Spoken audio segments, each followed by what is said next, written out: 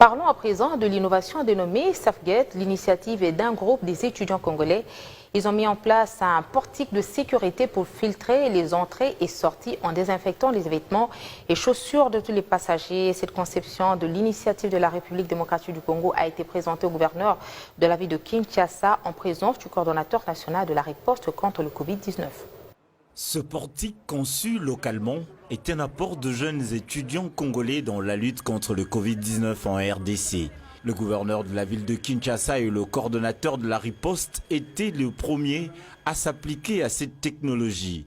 SafeGate, en français, portique de sécurité, a pour particularité de désinfecter les vêtements et chaussures à l'aide de la vapeur à solution hypochlorite de sodium. Le prototype est de l'initiative RDC modélisée au laboratoire de l'université William Booth.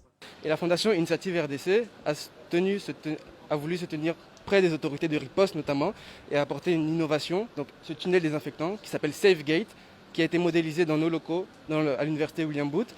Et c'est un modèle en fait, qui s'inspire à l'international à l'aide d'hypochlorite de sodium.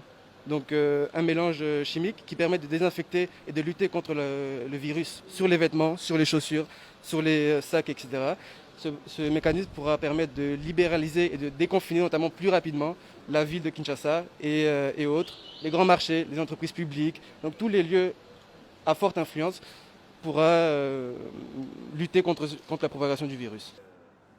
Gentini Ngobila salue la créativité du génie congolais mise en œuvre dans des circonstances difficiles de confinement.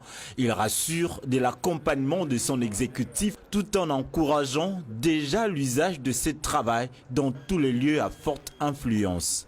Ces genre de machines sont fabriquées normalement à l'extérieur de notre pays, mais pour une première fois, nous voyons des jeunes Congolais qui sont organisés dans leur confinement pour produire une telle machine. En tout cas, j'ai dit bravo, bravo, bravo à la jeunesse. La ville est prête à les soutenir. La ville recommande également aux entreprises, aux supermarchés,